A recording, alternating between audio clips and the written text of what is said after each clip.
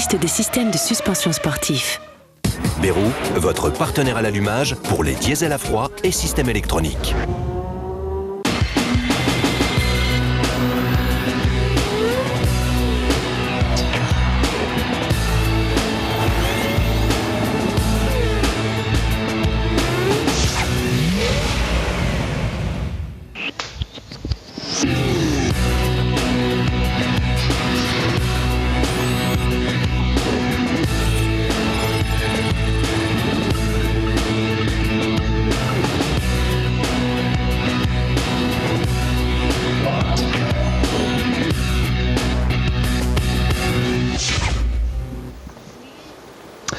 Bonjour à toutes et à tous, soyez les bienvenus sur l'antenne d'Eurosport pour parler WTCC après les championnats du monde de cyclisme qui reviendront bien sûr dans quelques minutes à l'issue de la première des deux courses que nous allons vivre aujourd'hui en direct sur le circuit d'Istanbul en compagnie de Pierre-Henri Raffanel. Bonjour Pierre-Henri. Oui, bonjour Jacques. Et tout de suite le classement provisoire de ce championnat du monde avec le champion en titre Andy Priaulx qui occupe toujours la première position sur sa BMW même, avec 9 points d'avance sur James Thompson. Farfus est troisième à 12 longueurs de l'anglais et il aura peut-être un bon coup à jouer aujourd'hui, on en reparlera bien sûr. Jörg Müller est quatrième à égalité de points avec Yvan Müller et Yvan Müller lui aussi pourrait peut-être nous valoir une belle performance parce que sur cette grille de départ que l'on va découvrir, eh bien le français s'est plutôt bien comporté, mais c'est néanmoins, alors que vous voyez également que BMW a repris la tête au classement constructeur pour une seule petite longueur face à Seat, c'est néanmoins une Seat qui a réussi la pole position. Une Seat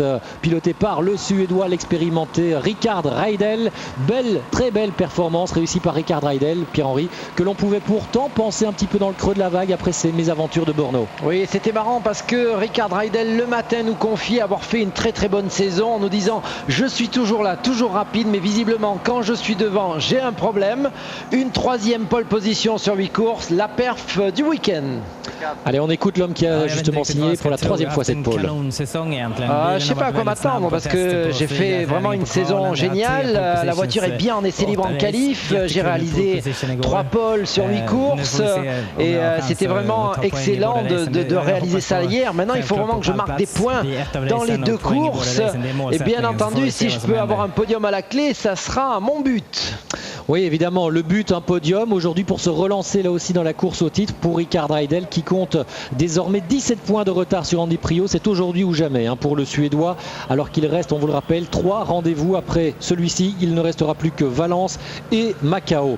Zanardi, lui aussi au volant de sa BMW, a été vraiment très très fort durant toutes les séances d'essai. Il signe le deuxième chrono et logiquement on devrait le retrouver en tête aujourd'hui dans la course. On l'écoute. On sait tous que les BMW ont un avantage léger au départ aussi, bien entendu. J'espère m'emparer de la tête et ainsi la conserver jusqu'au bout, mais il faut aussi que je sois à l'écart des incidents et des accidents qui sont nombreux dans ce championnat, et ça sera la plus grosse difficulté. Il a été très impressionnant, Pierre-Henri, tout au long des séances d'essai ici, Zanardi. En tête sur toutes les séances d'essai libre du warm-up, seul lui a échappé la pole position de la qualification, mais c'est véritablement l'homme fort, l'homme à phare, et tout le monde lui prédit des victoires. Oui, Roberto Ravaglia, son team manager, vous l'avez vu, était en train de donner ses dernières consignes, probablement peut-être aussi en train d'essayer de calmer Zanardi parce qu'on sait qu'il a eu quelques altercations ces derniers temps avec d'autres pilotes, et donc là il faut faire évacuer toute cette pression.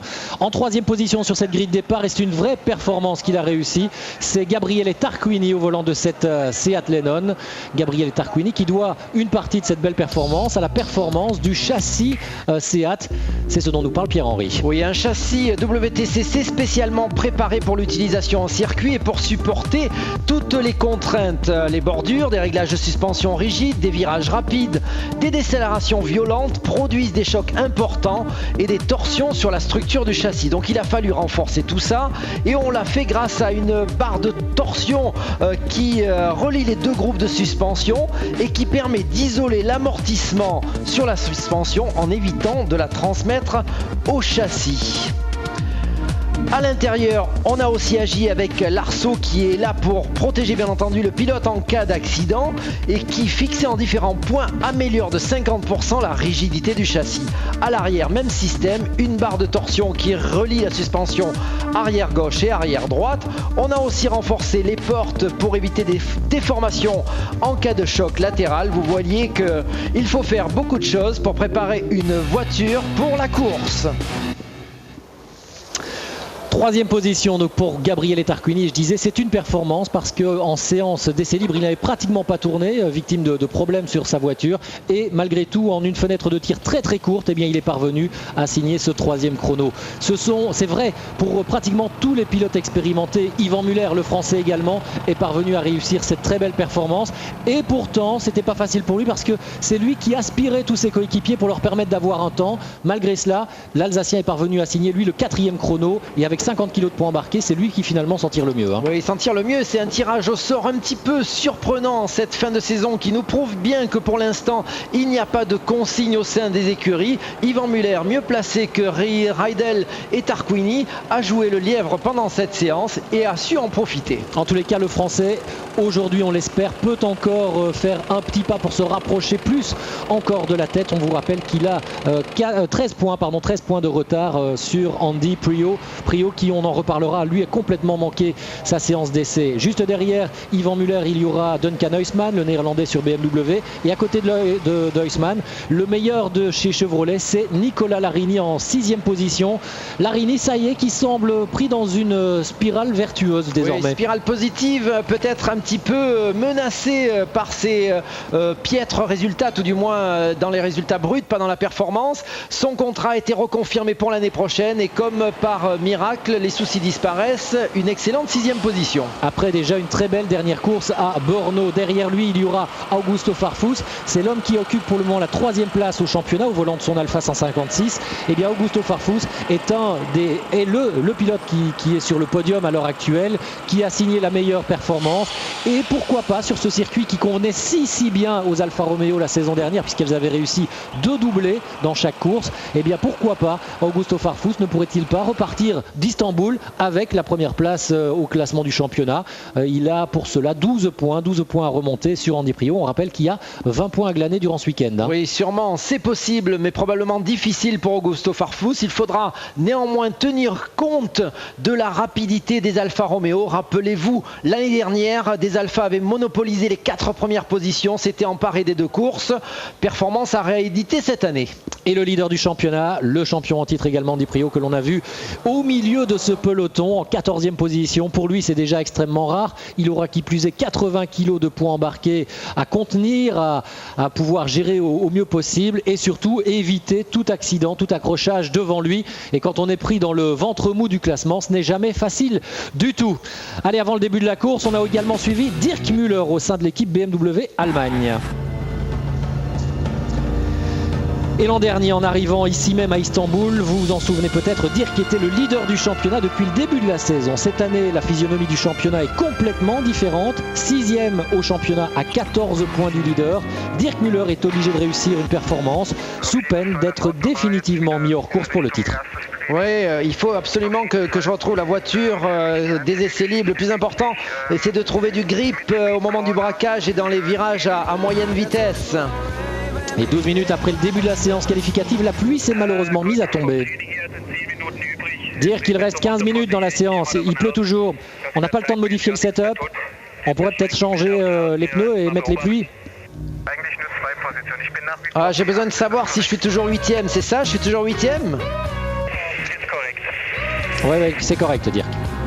Et Dirk Müller donc essaiera encore la voiture en fin de séance pour voir son comportement, pour analyser son comportement sous la pluie. Ouais, c'est bien les pneus pluie, c'est sec actuellement dans le virage 5, 6, 7. Par contre, le 8 et 9, c'est mouillé.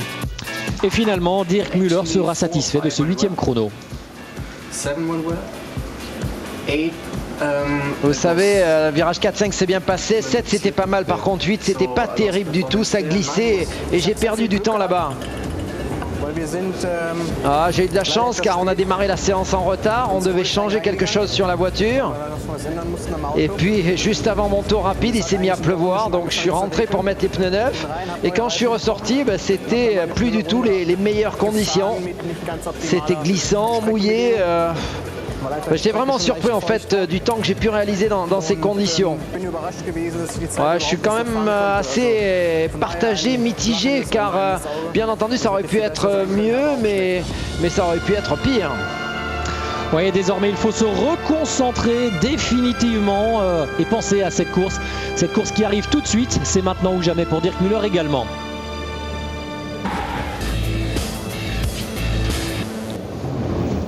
Voilà, on renaît donc de retour sur la grille de départ, sur la piste, avec le lancement du tour de formation. Le lancement du tour de formation, et on va immédiatement demander à Stéphane Henou, notre confrère d'Auto-Hebdo qui est dans la voie des stands, s'il est condition qui reste, vous le voyez, le ciel est toujours gris, le plafond est assez bas. Il fait toujours sec, Stéphane, sur la piste d'Istanbul. Oui, tout à fait, Jacques. Point de pluie à signaler jusqu'à présent. On sait qu'il y avait cette crainte, Pierre-Henri. C'est vrai que tous les team managers s'étaient renseignés, qu'on annonçait des possibilités d'averse aujourd'hui, comme ce fut le cas hier. Et donc, c'était une véritable crainte. On va rapidement, si vous le voulez bien, tourner une page de pub avant de revenir en direct ici à Istanbul pour suivre, bien sûr, le début de cette course. Ce sera dans moins de 2 minutes. Vous restez avec nous. La 15e manche du championnat du monde des voitures de tourisme à Istanbul Park.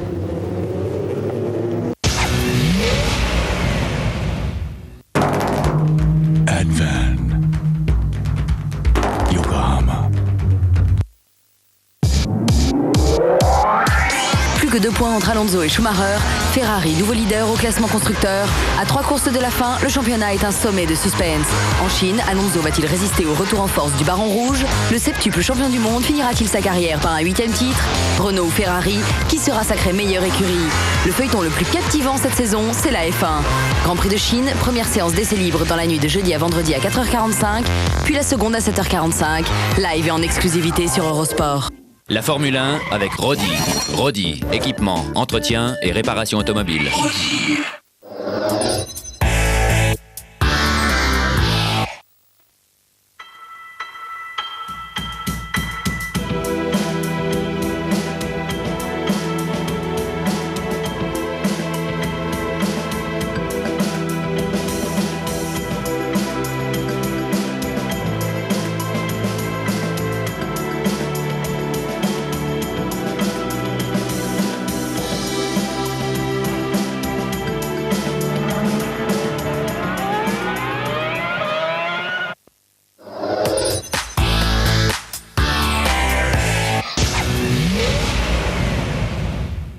Bérou, votre partenaire à l'allumage pour les diesels à froid et systèmes électroniques.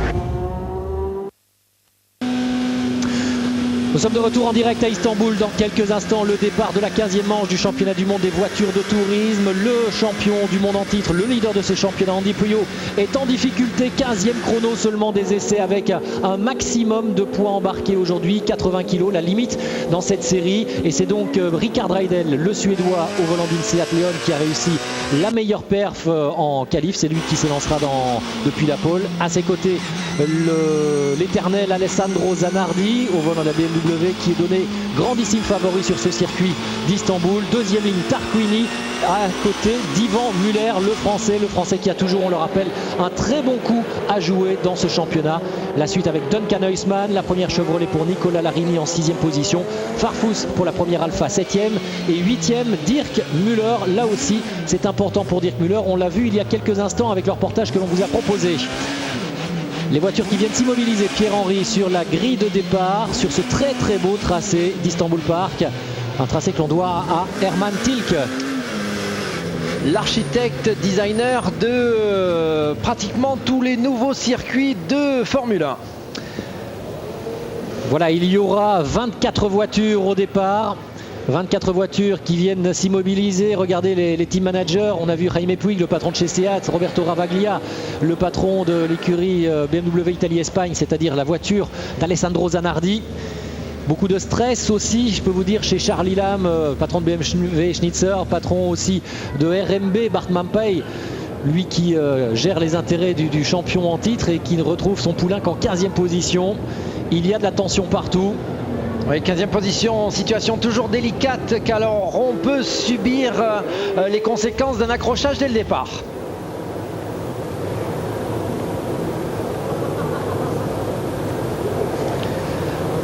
Le départ dans moins de 10 secondes maintenant pour cette manche du championnat du monde des voitures de tourisme depuis le circuit d'Istanbul qui n'a pas fait le plein aujourd'hui. C'est vrai que les conditions sont quelque peu menaçantes. En pôle sur la gauche de votre écran, Rickard Reidel, le Suédois. À droite, il y a Alessandro Zanardi et juste derrière Zanardi, le Français Yvan Muller. Ça y est, l'extinction des feux et la BMW qui devrait s'élancer le plus vite comme à son habitude. Quoique aujourd'hui c'est un petit peu différent. Reidel pratiquement jeu égal. Non, il va devoir passer derrière Zanardi. Yvan Muller est 3e, je crois. Tarquini, me semble-t-il, a réussi à faire la pige à son coéquipier. Ça passe très très large derrière. Pour Morbidelli. Mais il n'y a pas eu d'accrochage à ce premier virage ici à Istanbul et c'est le principal. Alessandro Zanardi en tous les cas est en tête. Juste derrière lui on retrouve donc Rickard Reidel, Gabriele Tarquini déjà attaqué par Duncan Huisman et Yvan Muller qui essaie de mettre la pression sur le néerlandais en 5e position. Nicolas Larini juste dans le bouchon et semble-t-il un tête à queue un peu plus loin. Ouais, visiblement une voiture jaune. Est-ce que c'était une Seat ou la BMW de Romagny? Duncan Huisman obligé de fermer la porte à Yvan Muller. Yvan Muller sur l'extérieur. Attention de ne pas se faire déboîter par Larini. Et également par Dirk Müller qui attaque Nicolas Larini pour le moment. En caméra embarquée avec Reidel. Et Yvan Muller s'est fait piéger. Il s'est fait piéger par Duncan Huisman. Le néerlandais qui est donc toujours en 4e position pour le moment. On rappelle les positions: Zanardi, Reidel, Tarquini, Huisman, toujours attaqué par Yvan Muller. Ensuite Nicolas Larini, lui qui doit s'opposer pour le moment aux velléités de Dirk Müller ici. Pour le moment il résiste bien l'Italien. Attention, freinage un petit peu trop tardif pour Nicolas Larini, il s'est fait piéger. Et à la réaccélération, est-ce que l'Allemand passe? En tous les cas ça chauffe et Augusto Farfus est en difficulté aussi au volant de son Alfa rouge. Zanardi en tous les cas ne s'envole pas. Rickard Reidel est juste coincé derrière lui pour le moment. Voilà, en tête de cette course. Zanardi, Reidel, Tarquini, Huisman protecteur sur Muller. Et Andy Prio lui au contact avec une Seat. Attention, léger choc entre Jordi et René. Jordi René, c'est aux alentours de la 10e place. Andy Prio qui a pris un bon départ visiblement. Alors que les bolides en terminent avec leur premier tour. Zanardi toujours en tête, Rickard Reidel qui s'accroche, Tarquini, bon départ, petit blocage de roue. 4e, Yvan Muller qui a réussi à se défaire de Huisman. Attention, freinage. Prio est parti à la faute. Terminé pour Andy Prio. Course terminée pour le champion du monde. Oh, peut-être pas, Jacques, il va essayer de se débarrasser de cet élément aérodynamique maintenant pénalisant, reprendre la course. Mais il est reparti en dernière position. Pierre-Henri, il ne va plus rien pouvoir faire dans cette première course. Et comme vous le savez, le départ de la 2e est donné sur base du classement de la première. C'est donc un week-end de mort pour Prio. Regardez ce qui s'est passé au départ avec Alessandro Zanardi qui a pu prendre un léger avantage sur Reidel. Duncan Huisman lui est venu fermer la porte à Yvan Muller pour la 4e place. Farfus obligé de déborder complètement de la trajectoire. Allez, on est revenu en direct avec pour le moment Yvan Muller qui a pris l'ascendant sur Duncan Huisman, le néerlandais qui à la réaccélération tente de repasser le français. Est-ce qu'il va pouvoir réussir ça? Non, Yvan avec toute l'expérience qu'il a reste du bon côté. Trajectoire défensive est fermée donc pour le moment pour les attaques de Duncan Huisman. Mais ça va être difficile pour le français Duncan Huisman avec sa BMW rapide ici qui n'a pas de poids. Et ce poids va faire mal à Yvan Muller pendant la course. Ça met des contraintes supplémentaires sur les pneumatiques. On voit dans toutes les zones de freinage le néerlandais revenir comme une balle. Et une nouvelle attaque de Jörg Müller sur Larini. C'est passé également. Le pilote italien qui a dû laisser passer les 2 BMW de chez Schnitzer à BMW aujourd'hui va être difficile à battre, mais les Seat pour le moment se mesurent très très bien à leur rival bavarois. Duncan Huisman qui doit absolument s'imposer, non pas s'imposer à Yvan Muller, mais il a son coéquipier Zanardi qui est en tête de la course, donc il doit faire un très bon résultat. Yvan Muller défend sa trajectoire, bien joué. La chicane, théoriquement, pas de dépassement possible, c'est la dernière chicane avant la ligne droite des stands.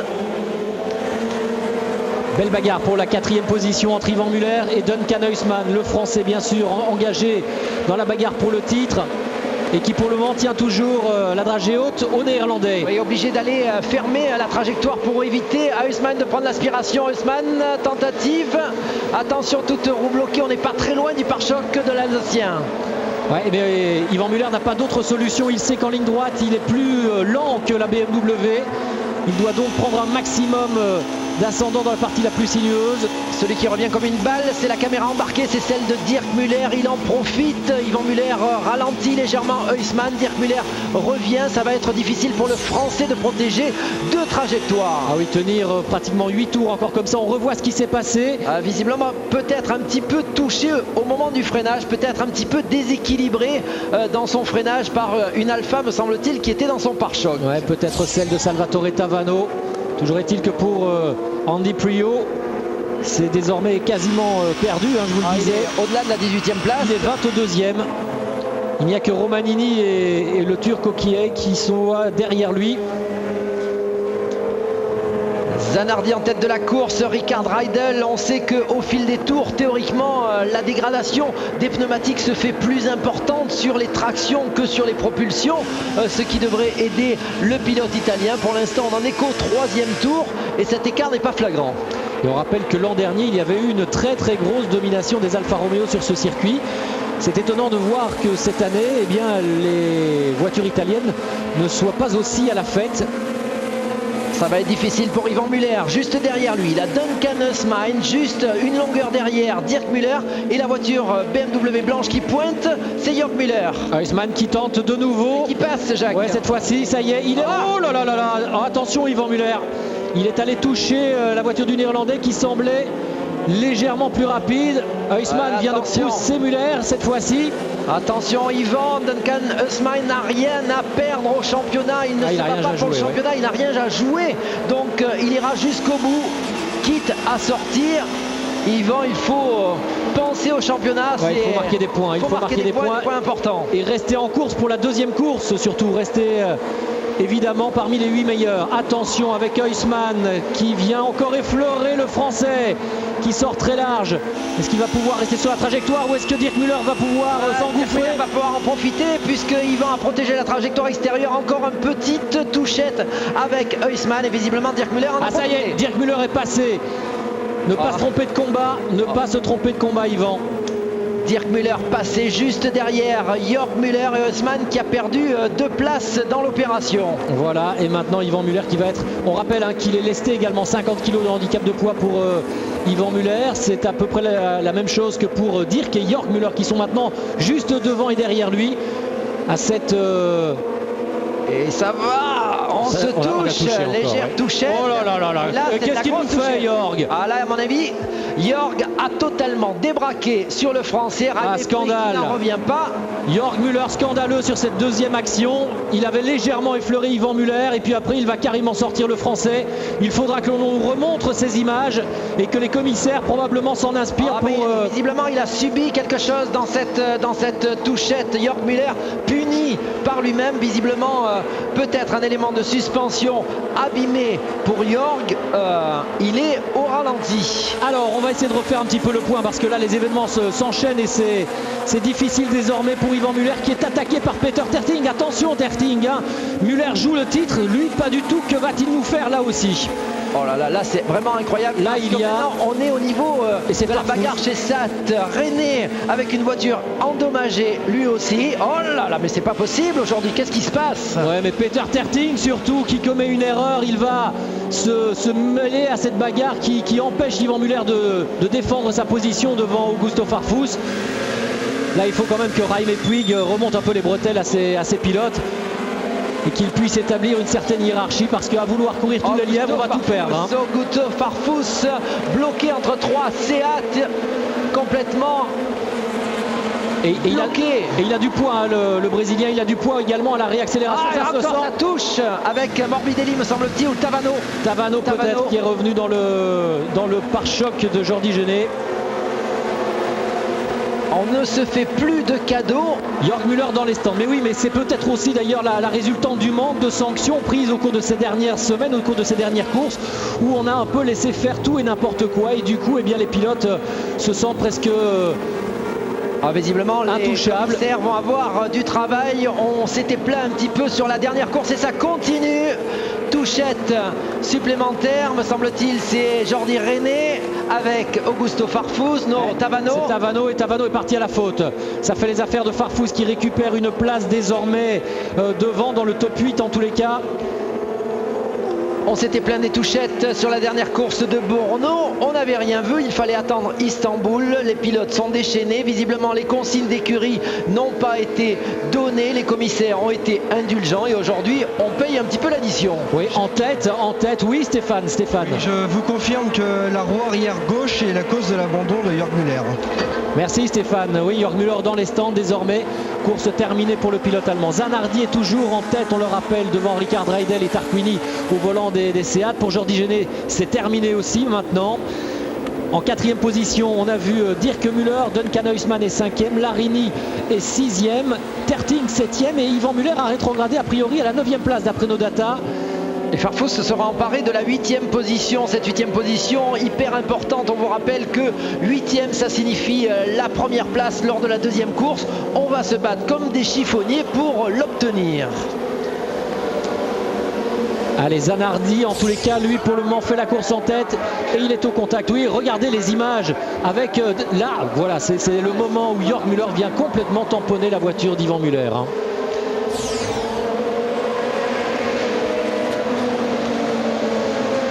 Il sera intéressant peut-être d'ailleurs, Stéphane, d'avoir une réaction à chaud, Duc de Schonach, s'il a une réaction à nous donner sur l'attaque qu'il y a eu de Jörg Müller ou bien de Charlie Lam sur Yvan Müller, parce qu'il y a eu quelque chose d'incompréhensible. Est-ce que c'était vraiment une cause mécanique qui a induit cette touchette? Jacques, parce que dans un premier temps il y a une légère touchette et dans un deuxième temps il y a quelque chose de beaucoup plus violent. On a l'impression que Jörg Müller débraque complètement sur Yvan Müller. Est-ce que ce débraquage a causé la casse de la suspension arrière gauche ou il y a eu casse avant? On aura une réponse un petit peu plus tard. Et en attendant, désormais, Yvan Müller est à la bagarre avec Nicolas Larini, désormais, me semble-t-il. Alain Menu. Ah oui, Yvan est en train de perdre des places. Ça dégringole. Il perd, il recule. 14e désormais, visiblement. Donc le Français a un problème à sa voiture. Hein. Le choc avec Jörg Müller lui a été fatal. Et ça, c'est une mini-catastrophe. Il va tenter de rallier l'arrivée, je le suppose, le moins mal possible désormais.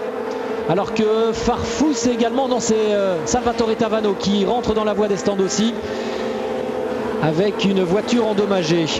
Situation qui semble s'éclaircir en tout début de course pour les 7 premiers. La situation est plus compliquée au niveau de la 8e place. Augusto Farfus pour l'instant l'occupe, mais derrière lui il y a un groupe de furieux du Trophée des Indépendants avec Rangoni Coronel et Pierre-Yves Cortals.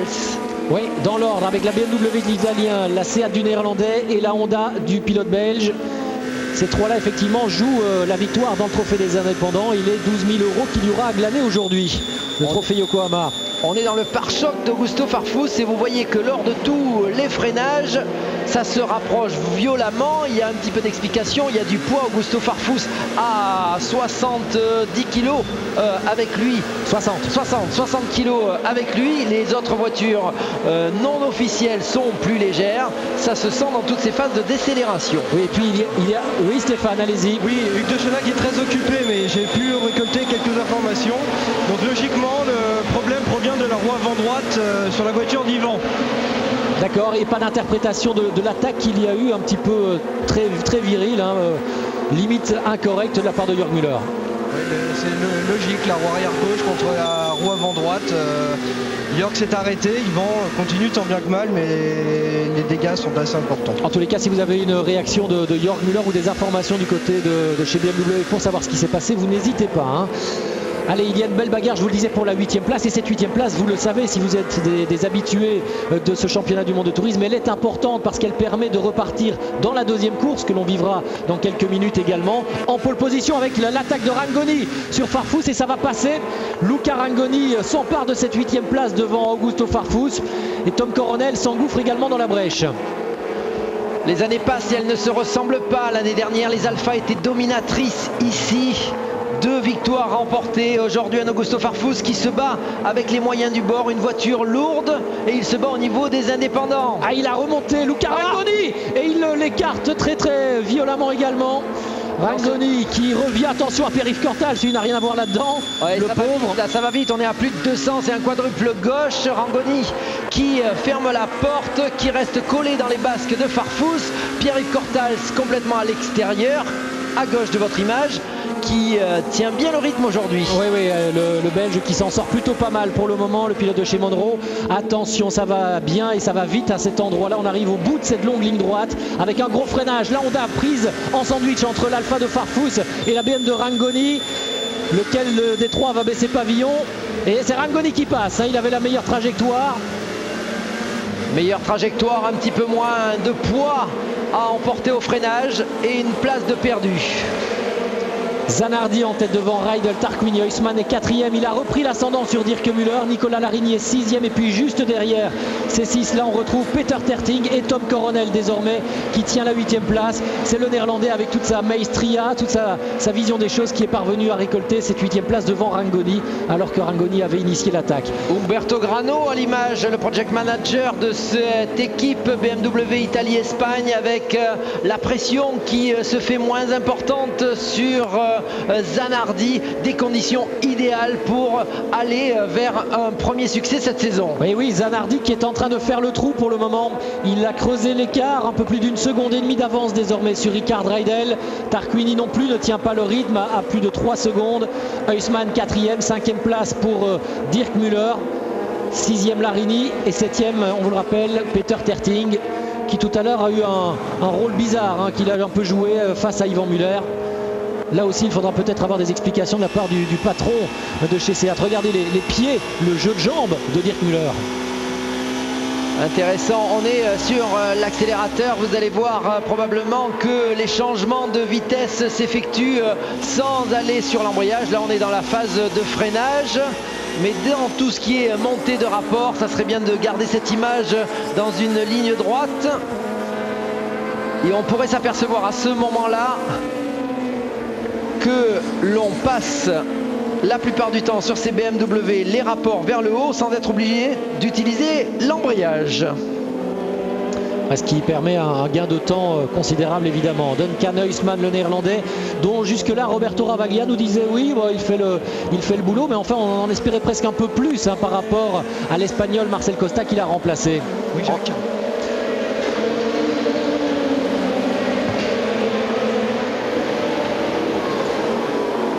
Alessandro Zanardi toujours en tête et on retrouve Stéphane Henou dans les stands.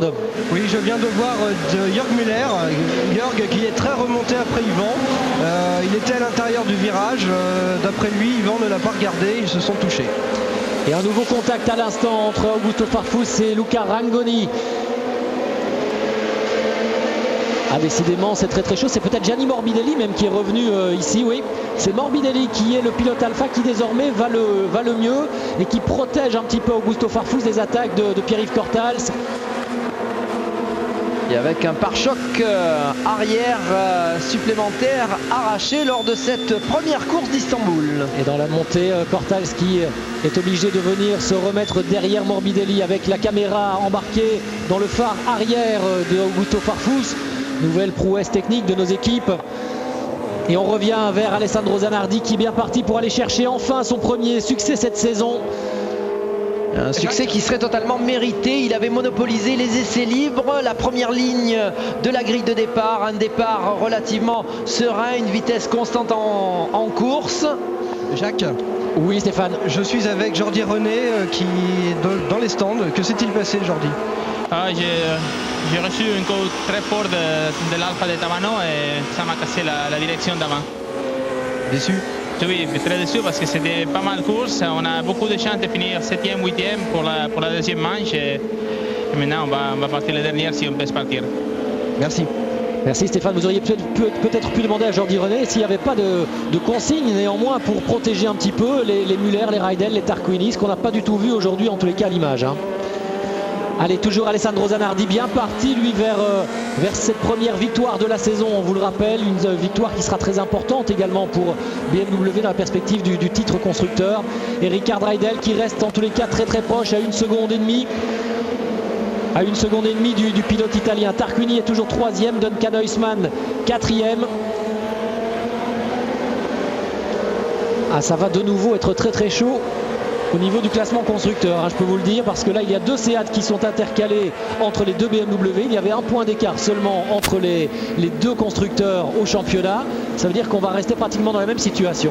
Ouais, quel championnat dans ce dernier tour. Ouais, ce qui était intéressant, c'était de voir un petit peu plus loin ce qui se passait au niveau de la 8e position. Et on a vu Nicolas Larini qui était 6e laisser glisser et se laisser dépasser par Peter Terting tout simplement. Nicolas Larini 7e, s'il conserve cette position, il s'élancerait en première ligne lors de la 2e course. On est dans la stratégie. Ouais, et on se souvient que c'est une stratégie qui a souri à Robert Huff il y a 15 jours dans l'épreuve de Brno. Si la même performance peut être rééditée par Nicolas Larini, ce serait évidemment une grosse satisfaction pour le constructeur américain. Je suis avec Eric Neve. Eric, Nicolas a-t-il laissé passer volontairement pour partir en première ligne?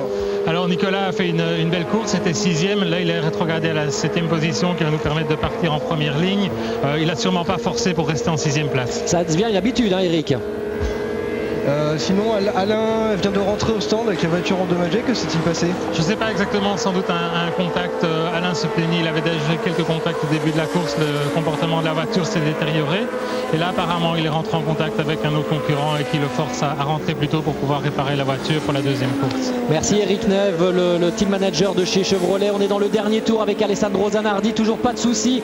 Il parvient à conserver son avance intacte sur Ricard Rydell. Il déroule. Hein. Ouais, quelle course incroyable de Zanardi. Il est un peu plus léger que Ricard Rydell, mais il y a très peu d'écart entre ces pilotes. C'est sûrement la plus belle prestation réalisée par le pilote italien. L'année dernière, il s'était déjà imposé, mais en partant de la 8e position lors de la première, où on finissait en 8e. Et aujourd'hui, il va remporter sa première victoire, Pierre-Henri. Ça y est, Zanardi s'impose devant Rydell. Tarquini marque des points importants également, comme le Suédois.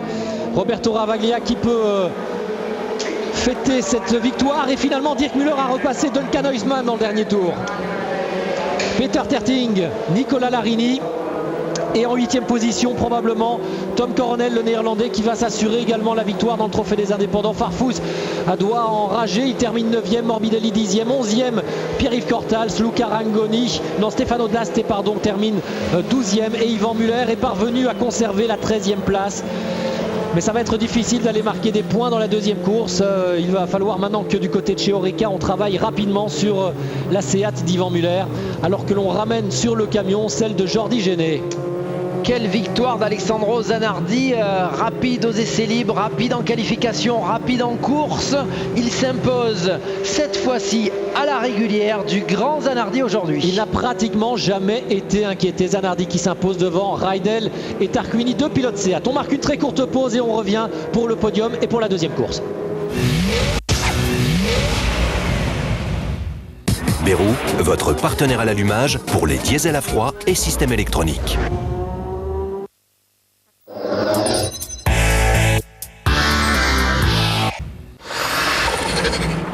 KW, spécialiste des systèmes de suspension sportifs. Retour à Istanbul avec la victoire, on le rappelle, d'Alessandro Zanardi, la première victoire de la saison. Comme l'an dernier, il s'était imposé à une reprise, et bien ça y est, cette fois-ci, Zanardi la tient. Cette victoire, le pilote de chez BMW Italie-Espagne a réalisé la course parfaite, prise du pouvoir dès le premier virage, alors qu'il était 2e aux essais.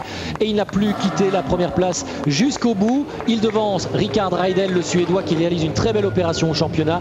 Et Gabriele Tarquini, l'Italien, qui termine 3e. Lui aussi réalise une belle perf, tout d'ailleurs comme Dirk Müller, le pilote allemand de chez BM Schunitzer.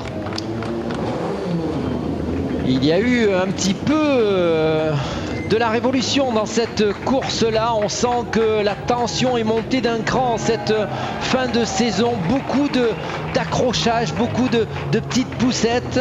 On sent que les décisions doivent être prises. Certains pilotes étaient un petit peu impuissants et n'avaient que cette solution-là. D'autres ont peut-être oublié qu'il fallait marquer des points en championnat. Mais certains en auront profité. Les Rydell, les Tarquini qui étaient donnés un petit peu laissés pour compte et sans espoir au championnat ont fait un bond important en avant. Ouais, Rydell qui court toujours après sa première victoire lui aussi cette saison, Rickard Rydell, mais cette fois-ci en tout cas il marque 8 points. C'est la deuxième fois de l'année qu'il termine à la deuxième place après la deuxième place qu'il avait conquise derrière Alain Menu, c'était à Brands Hatch. Petit point au championnat, Jacques, avec oui, important, oui, on a recalculé évidemment tout cela et ça nous donne en tête de ce championnat évidemment Andy Priaulx, mais il n'a pas marqué de points. Dès lors, l'écart va se réduire quelque peu. Regardez la joie d'Alessandro Zanardi. 58 points pour Priaulx, 49 et ça se regroupe. Ils sont 3 désormais à la deuxième place. James Thompson qui n'a rien marqué du tout, mais surtout Dirk Müller qui revient bien et Rickard Rydell, le Suédois. Rickard Rydell désormais deuxième de ce championnat et qui vient féliciter ici Alessandro Zanardi. 4e position ou même un peu plus, 5e position.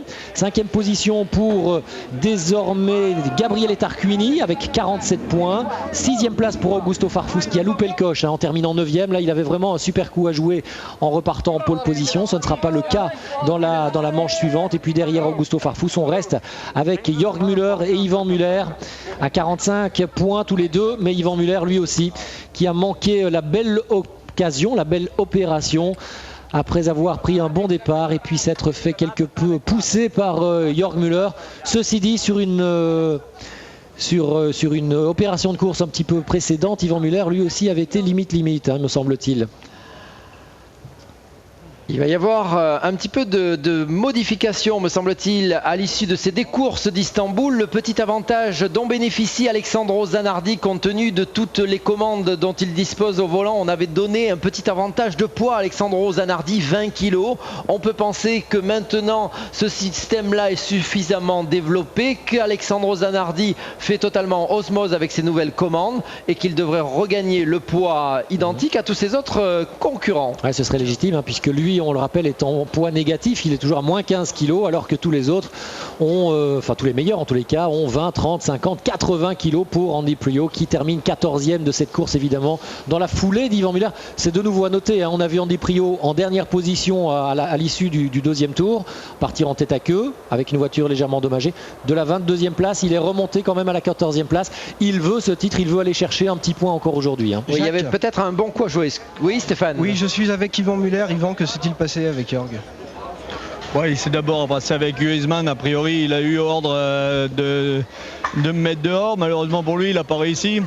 Et puis ensuite, c'est Dirk Müller qui m'a tapé. Il n'a pas réussi à me sortir non plus. Par contre, Jörg Müller, il est arrivé en faisant une manœuvre suicidaire. Il a bloqué les roues et il nous a bousillé la course à tous les deux. Y a-t-il des consignes d'équipe chez Seat? Malheureusement non. Par contre, chez BM, il y en a et je crois qu'on a à apprendre d'eux. Qu'est-ce qu'on peut espérer pour la suite? Ouais, malheureusement, je pars 13e. J'espère que les dommages sur la voiture sont réparables parce que j'avais la roue tordue pendant toute la course.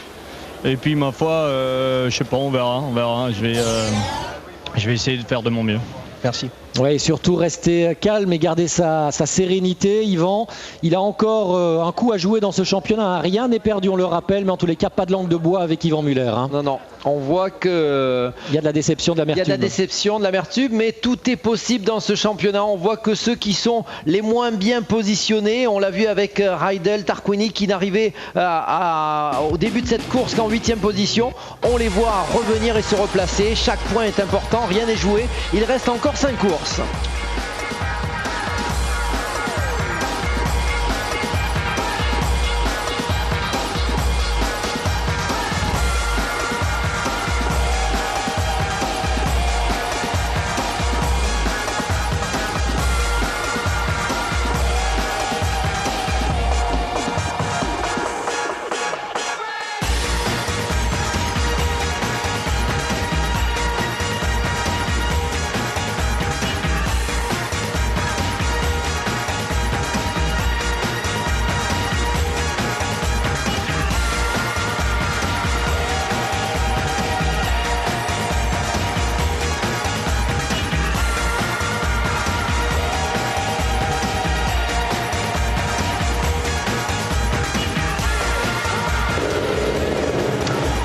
Allez, les plus belles images de cette course, une évidemment prise au piège par les caméras d'Olivier Denis. Nous attendons la cérémonie de podium avec la victoire, on le rappelle, d'Alessandro Zanardi, sa deuxième victoire dans le championnat du monde des voitures de tourisme et la première de la saison au volant de cette toute nouvelle BMW Série 3, deuxième derrière lui Richard Raidel. Tarquini prend une belle troisième place, Dirk Müller quatrième qui fait la belle opération au classement général comme Raidel, comme Tarquini, Huisman cinquième, Terting sixième, Larini septième, c'est le premier des pilotes Chevrolet, il sera en première ligne sur la grille de départ dans quelques minutes pour la deuxième course à côté de Tom Coronel, le papa néerlandais qui a marché du tonnerre dans cette course une nouvelle fois et qui fait un grand pas lui vers le titre. Regardez vers le titre également avec Andy Priaulx, toujours en tête, 58 points devant Thompson, devant également Dirk Müller et devant Richard Raidel désormais. Il y a ensuite Gabriele Tarquini et puis en 7e position Yvan Muller avec 45 points.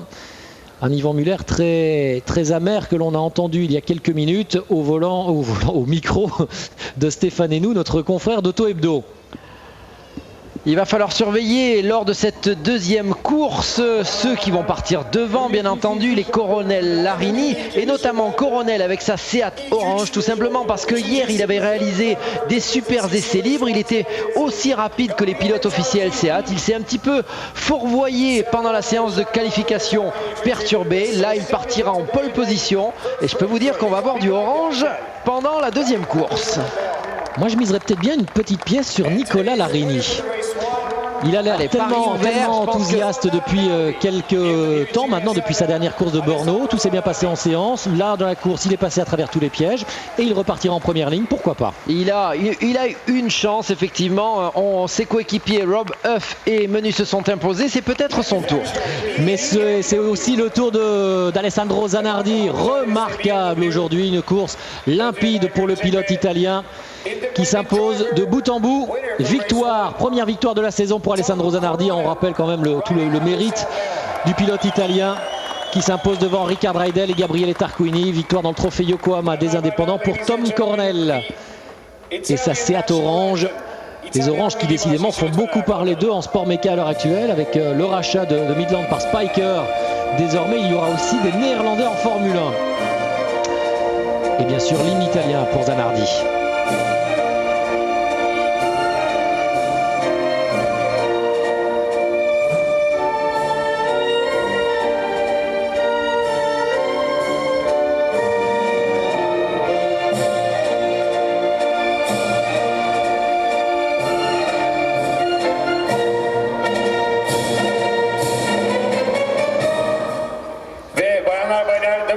Voilà, victoire pour Alessandro Zanardi. On va bien sûr retrouver Alessandro Zanardi dans un instant, probablement en salle de conférence de presse pour qu'il nous donne ses premières impressions, tout comme Richard Raidel et Gabriele Tarquini. Et puis on reprendra la direction de Salzbourg pour la suite des championnats du monde de cyclisme avant de revenir ici en Turquie, bien sûr, pour vivre, on vous le rappelle, la deuxième course en direct et vous ne manquerez rien de ces championnats du monde cycliste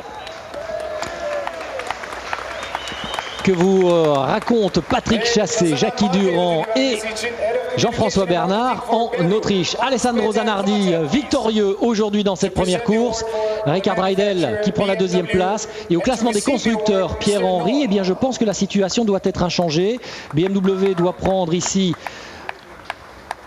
15 points et 14 pour Seat. On doit retrouver peut-être, il y a 2 points désormais d'écart. 2 points entre BMW et Seat. Décidément, ce championnat constructeur est aussi passionnant que le championnat des pilotes. Il y a vraiment des incertitudes jusqu'au bout. Et Coronel, lui, fait la belle opération au trophée des indépendants, quasiment assuré du titre. Assuré du titre et qui va pouvoir totalement libérer, se lancer à la conquête des pilotes officiels. La victoire, on le rappelle, pour Alessandro Zanardi. Dans quelques minutes, nous reviendrons en direct à Istanbul pour vivre la deuxième course. Ce sera Tom Coronel qui s'élancera en pole position à côté de Nicolas Larini. On espérera, on croisera les doigts avec Yvan Muller pour qu'il puisse encore espérer jouer un rôle dans cette course. Il s'élancera depuis la 13e place. Et puis dans cette deuxième course, Alessandro Zanardi n'aura probablement pas dit son dernier mot. Avec la course qu'il a réalisée, le début de week-end qu'il a réalisé, on peut presque se dire qu'il a une possibilité possibilité de remonter de la 8e place vers les toutes premières places, non? Oui, il a une possibilité de revenir. Est-ce que ce sera suffisant pour accrocher la meilleure place? Peut-être difficile. On sait que quand il est dans des situations de bagarre, il y a souvent, je dirais, des choses qu'il ne contrôle pas totalement. Yvan Muller peut vous en parler. Donc une course probablement plus difficile pour Alexandro Zanardi. Il a la vitesse et il va sûrement essayer d'accrocher au moins un podium. Allez, on va vous abandonner quelques instants. Bien sûr, si vous aimez les sports mécaniques, vous restez en notre compagnie. On revient dans un quart d'heure. En attendant, direction Salzbourg. Patrick Chassé et ses consultants pour les championnats du monde de cyclisme sur route. C'est chaud toute la journée sur Eurosport aujourd'hui. Salut.